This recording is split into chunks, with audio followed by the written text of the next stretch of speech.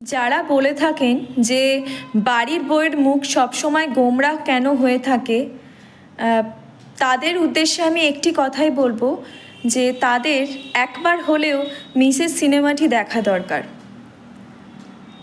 এখানে কিন্তু ভীষণ সহজ সরলভাবে একটি মেয়ের জীবনকে তুলে ধরা হয়েছে এবং একটি মেয়ে বিয়ে হয়ে অন্য পরিবেশে যাওয়ার পর কি কি সমস্যার সম্মুখীন হতে পারে এবং সমস্যার সম্মুখীন হয় সেটা কিন্তু পরিষ্কারভাবে বলা হয়েছে।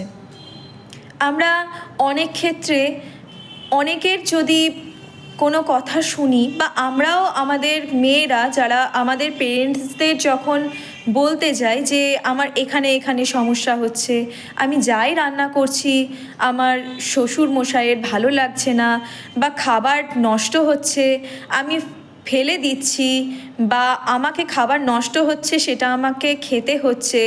তো মেয়েদের ক্ষেত্রে এটা হয় যে মেয়েদের বাবা অথবা মা, আমাদের মায়েরাই সম্ভবত বলে থাকেন যে এগুলো তো তোমাকে শিখতে হবে মা, তোমাকে তো সেভাবে পরিমাণ করে তোমাকে রান্নাবান্না করতে হবে যাতে নষ্ট না হয়, তোমাকে কিভাবে ওরা কীরকম রান্না পছন্দ করছে বা কী চাইছে সেই বুঝে তোমাকে চলতে হবে, তোমাকে তো অ্যাডজাস্ট করতে হবে, তাই না?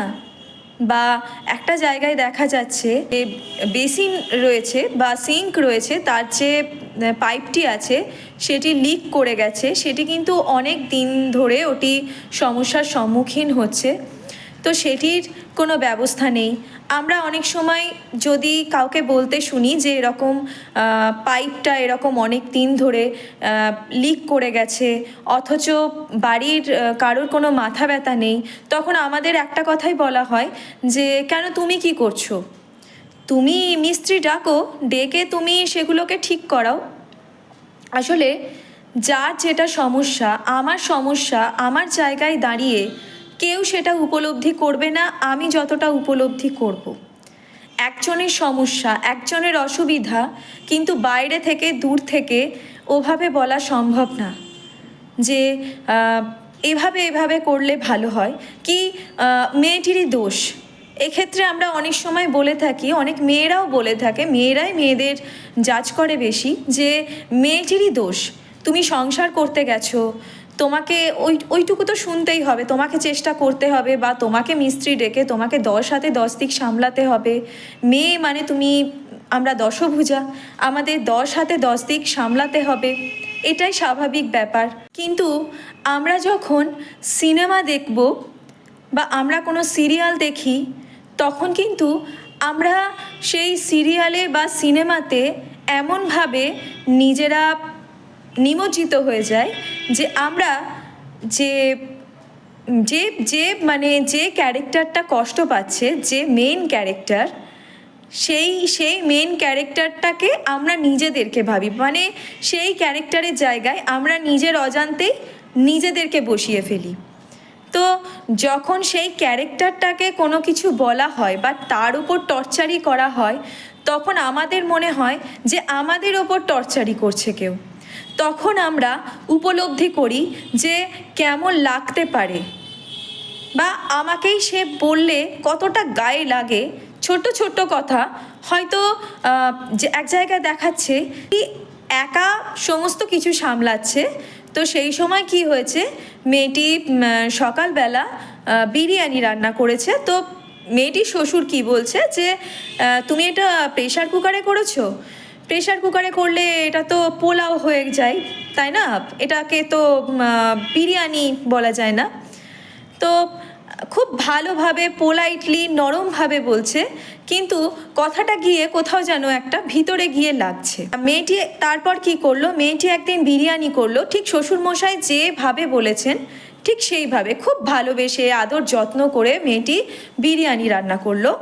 মেয়েটি বিরিয়ানি রান্না করার পর কি হলো, তার শ্বশুরমশাই কি বলছেন যে তাতে নাকি নুন কম হয়েছে। আপনারা একটা কথা বলুন, প্রতিনিয়ত যদি আপনার কেউ খুঁত বার করে, একটা কাজে আপনার যদি প্রশংসা না করে, তাহলে কি আপনার বা আমার সেখানে মনে হবে যে আমরা কোনো কাজ করি? আমাদের স্বাভাবিকভাবেই কখনো মনে হবে না আর আস্তে আস্তে আমাদের কিন্তু সেটা বাস্ট করবে। ঠিক সেই কারণে আমরা যারা ঘরোয়া মেয়ে হই তাদের বাবার বাড়ি থেকে এবং শ্বশুর বাড়ি থেকে এমনটাই প্রেশার ক্রিয়েট করা হয় যে আমরা না পারি সেখান থেকে বেরোতে বা না পারি কিছু বলতে। তো সেই কারণে মেয়েদের কিন্তু মুখ গোমড়া থাকে, মেয়েদের কিন্তু কিচ্ছু ভালো লাগে না। সেটাও কিন্তু একটা অপরাধের কারণ হয়ে দাঁড়ায় যে এ হাসে না, এ আমাদের সাথে মেশে না, এ আমাদের সাথে কথা বলে না। আবার বাবার বাড়িতে একটা সমস্ত বাবা মারাই বেশিরভাগ ক্ষেত্রে বিয়ে দিয়ে দিয়েছি আমি তোমার, তুমি বড় হয়েছো, তোমাকে ম্যানেজ করে চলতে হবে। তোমার মা আর আমি কি আলাদা আছি? দিদি বা তোমার দাদা যারা আছেন তারা কি আলাদা হয়ে গেছেন? সমস্যা তো থাকবেই, কিন্তু সেগুলোকে ট্যাক্টফুলি হ্যান্ডেল করতে হবে। সেজন্যই বলছি একবার প্রত্যেকের মিসেস সিনেমাটা দেখা উচিত। দেখলে বোঝা যাবে যে কতটা ডিফিকাল্ট এগুলোকে হ্যান্ডেল করা।